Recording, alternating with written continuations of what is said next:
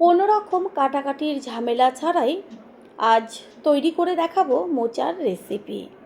মোচা আমাদের শরীরের পক্ষে কতটা উপকার সেটা আমরা কম বেশি সকলেই জেনে থাকি। তবে মোচা বাছাটা এত সময় লাগে, সেই কারণে সব সময় হয়ে ওঠে না, বিরক্তিকর বলে মনে হয়। তবে এই পদ্ধতিতে করে দেখবেন, আমার মনে হয় সময় একদমই লাগবে না। তাহলে কি করে তৈরি করব সেটাই দেখে নেওয়া যাক। এখানে মোচা নিয়েছি আর মোচাটাকে ছাড়িয়ে নেব। ছাড়াতে সবাই পারে, তবে প্রথমবার যারা মোচা ছাড়াবেন তাদের জন্যই এটা শেয়ার করা। প্রথমে মোচাটাকে নিয়ে মোচার ওপরে যে একটা খোলা থাকে সেটাকে ছাড়িয়ে নিতে হবে। তারপরে যে ফুলগুলো থাকে মোচার সেটাকে আস্তে আস্তে খুলে নিয়ে ঠিক এইভাবে পাটে পাটে খোলাগুলোকে খুলে ফেলতে হবে।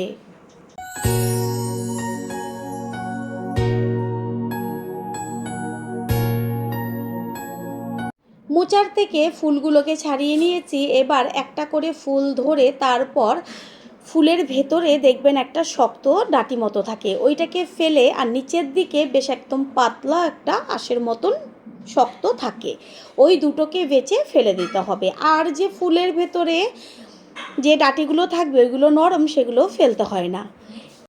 এইভাবে প্রত্যেকটা ফুলের ভেতর থেকে শক্ত ডাঁটি মতো যে অংশটা থাকে ওইটাকে ফেলে আর নিচে পাতলা আঁশের মতন শক্ত অংশটা দুটোকেই ফেলে দিতে হবে।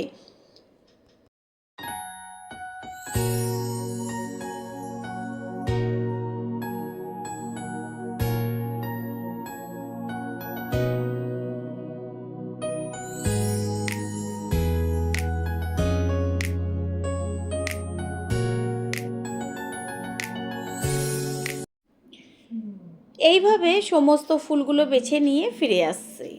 এখানে সব ফুলগুলো বাছা হয়ে গেল। এবার কোনো রকম কাটাকাটির দরকার নেই, ভালো করে জল দিয়ে ধুয়ে নেব। ফুলগুলোকে ধুয়ে নিয়েছি। এবার এখানে নিয়েছি একটা প্রেশার কুকার। প্রেশার কুকারের মধ্যে এবার সমস্ত ফুলগুলোকে দিয়ে দেব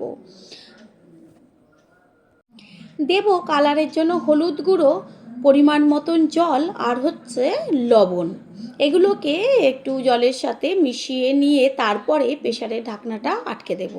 জলের পরিমাণ একটু বেশি হলেও কোনো সমস্যা নেই। প্রেশার কুকারটা গ্যাসের ওভেনে বসিয়ে দিয়েছি।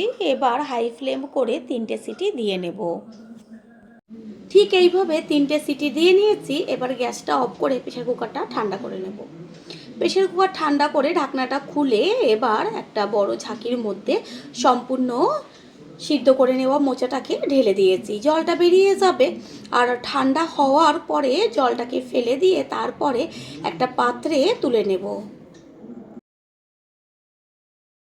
মোচার থেকে বেরোনো জলটা সমস্তটাই ফেলে দিয়েছি। এটা ঠান্ডা হোক। মোচা ঠান্ডা হয়ে গেছে। এবার হাত দিয়ে সমস্ত মোচাটাকে চটকে নেব। দেখা যাচ্ছে যে কত সুন্দরভাবে মোচাটা সিদ্ধ হয়ে গেছে। এটা আপনারা চাইলে মিক্সচার মেশিন বা শিলপাটাতেও একটু বেটে নিতে পারেন।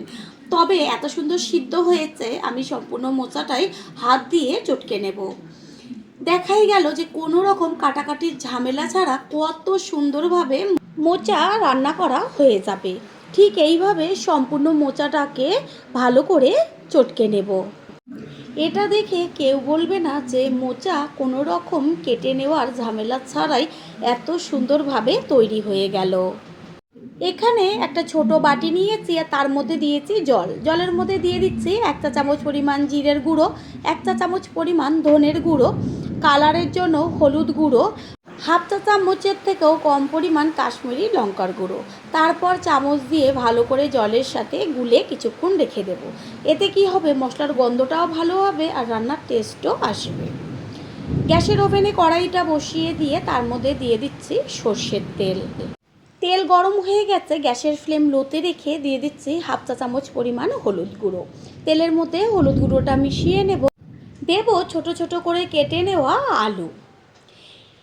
তেলের মধ্যে হলুদ দেওয়ার কারণ হচ্ছে, তেলের মধ্যে যদি প্রথমে আমি আলুগুলো দিতাম তাহলে চারদিকে তেলটা ছিটত। এরকম হলুদ বা লবণ একটু দিয়ে দিলে একদমই কিন্তু তেল চারদিকে ছিটবে না। আলুর সাথে দিয়ে দিচ্ছি কাঁচা ছোলা। এটা আমি আগের দিন রাতে ভিজিয়ে রেখেছিলাম, আপনারা চাইলে মোচার সাথে সিদ্ধও করে নিতে পারেন। দিয়ে দিচ্ছি লবণ। হলুদ আর ব্যবহার করব না, কারণ তেলের মধ্যে হলুদ দেওয়াতে কালারটা হলুদ হয়ে যাবে। লবণটা মিশিয়ে নিয়ে গ্যাসের ফ্লেম মিডিয়াম টু লো করে দিয়ে আলু ছোলাটা ভালোভাবে ভেজে নেব।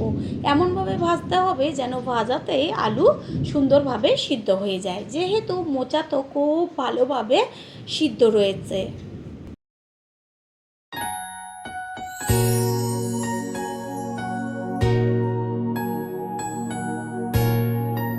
আলু ভাজাতেই সিদ্ধ হয়ে গেছে, এবার খুন্তির ওপরে তুলে একটু সাইড করে দেব, তেলটা গড়িয়ে আসবে। এগুলোকে তুলে নেব কড়াইয়ের থেকে। আর যে তেলটুকু রয়েছে তার মধ্যে আরেকটু সর্ষের তেল আমি ব্যবহার করেছি। এবার এর মধ্যে দিয়ে দিচ্ছি একটা শুকনো লঙ্কা, একটা তেজপাতা, গোটা গরম মশলা, এলাচ, দারচিনি, লবঙ্গ, আর একটু জয়িত্রী, আর 1 চা চামচ পরিমাণ সাদা জিরে। ফোড়নটাকে ভালো করে ভেজে নেব। ফোড়নের থেকে সুন্দর একটা গন্ধ বেরোচ্ছে। এবার দিয়ে দিচ্ছি কুচিয়ে নেওয়া পেঁয়াজ। এখানে আপনারা চাইলে পেঁয়াজ যদি না ব্যবহার করেন সম্পূর্ণ নিরামিষও করতে পারেন। পেঁয়াজটা তাড়াতাড়ি মজে আসার জন্য দিয়ে দিচ্ছি স্বাদ অনুযায়ী লবণ। লবণটা বুঝে ব্যবহার করবেন, কারণ মোচা সিদ্ধর সময় লবণ ব্যবহার করা হয়েছে। পেঁয়াজটা গ্যাসের ফ্লেম মিডিয়াম টু হাই করে দিয়ে ভালোভাবে ভেজে নেব। পেঁয়াজের থেকে সুন্দর একটা কালার এসছে আর গন্ধও বেরোচ্ছে একটা ভাজা।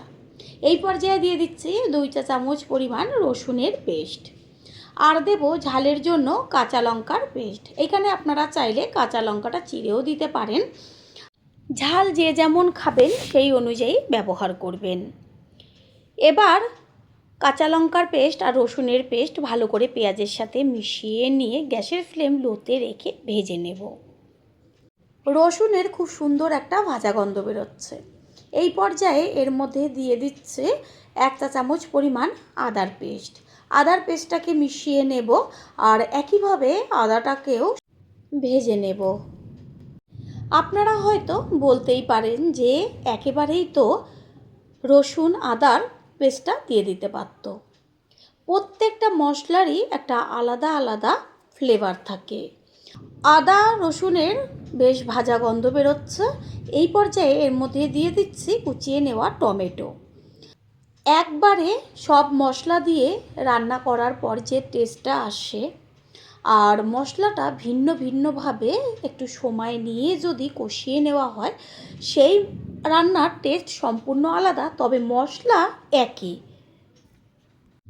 টমেটোটা একটু খুন্তি দিয়ে ভেঙে চুরিয়ে দেব, যেন টমেটোটা মশলার সাথে মিশে যায় আর কাঁচা গন্ধটাও চলে যাবে একটুখানি কষিয়ে নিলে।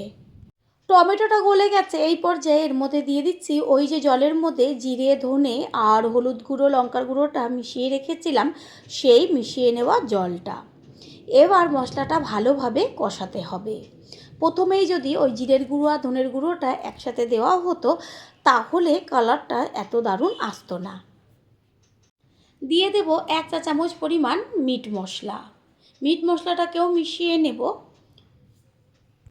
মশলার উপরে কত সুন্দরভাবে তেল ছেড়েছে, খুন্তি দিয়ে একটু ভালো করে ওপর নিচ করে মিশিয়ে দেব।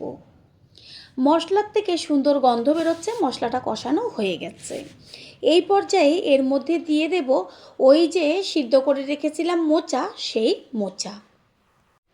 মোচা তো অনেক রকমভাবেই রান্না করেছেন, একবার এইভাবে তৈরি করে খেয়ে দেখুন। তারপরে সে কমেন্ট করে জানিয়ে যাবেন যে রেসিপিটা কতটা টেস্ট হয়েছিল। মোচা দিয়ে দেওয়ার পরে সাথে সাথেই দিয়ে দেব আলু আর ছোলা যে ভেজে রেখেছিলাম সেইগুলোকে। খুন্তি দিয়ে ভালোভাবে সম্পূর্ণটাকে মিশিয়ে নেব। গ্যাসের ফ্লেম হাই করে দেব, আর আলু তো ভাজাতেই সিদ্ধ হয়ে গেছে, বেশিক্ষণ সময় লাগবে না। এই পর্যায়ে লবণটা একটু চেক করে নেবেন লাগবে কি না, যদি লাগে তাহলে একটু দিয়ে দেবেন। পুরনো বন্ধুদের সবসময় আমাদের পাশে এইভাবে ভালোবেসে থেকে এগিয়ে নিয়ে যাওয়ার জন্য অনেক অনেক ভালোবাসা। সমস্ত কিছুর ব্যালেন্সটা ঠিক রাখার জন্য দিয়ে দিচ্ছি চিনি। চিনিটাকে মিশিয়ে নেব।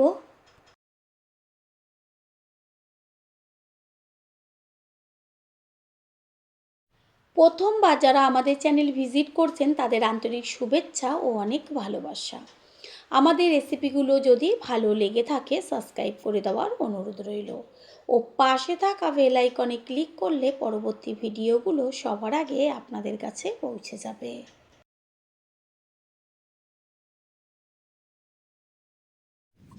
মোচা একদম তৈরি হয়ে গেছে। সবশেষে দিয়ে দিচ্ছি 1 চা চামচ পরিমাণ ছোটো চামচের গরম মশলার গুঁড়ো। গরম মশলার গুঁড়োটাকে ভালো করে এদিক ওদিক নেড়ে চেড়ে মিশিয়ে নেব। আর একটা কথা, মোচার মধ্যে যেন কোনো রকম জল জল ভাব না থাকে, বেশ একদম শুকনো শুকনো হবে সেইভাবে মোচাটাকে রান্না করে নিতে হবে। মোচা রান্না করে নেওয়া হয়ে গেল, গ্যাস অফ করে দেব। আর গ্যাস অফ করে দেওয়ার আগে দিয়ে দিচ্ছি 1 চা চামচ পরিমাণ গাওয়া ঘি। ঘিটা দেওয়ার সাথে সাথে গ্যাস অফ করে ঘিটাকে সম্পূর্ণ মোচার সাথে মিশিয়ে একটু ঢাকনা চাপা দিয়ে রাখবো।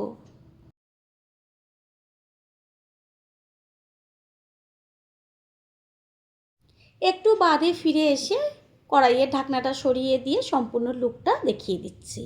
এবার একটা প্লেটে তুলে নেব। তৈরি হয়ে গেল আজকের রেসিপি। আশা করি রেসিপিটি ভালো লাগলো। আর যদি ভালো লেগে থাকে একটা লাইক, কমেন্ট, পারলে একটা শেয়ার করে অবশ্যই জানাবেন।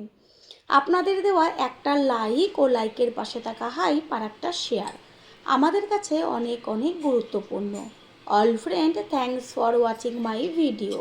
আপনারা সকলে ভালো থাকবেন, সুস্থ থাকবেন। আবারও দেখা হবে অন্য কোনো রেসিপির এপিসোডে।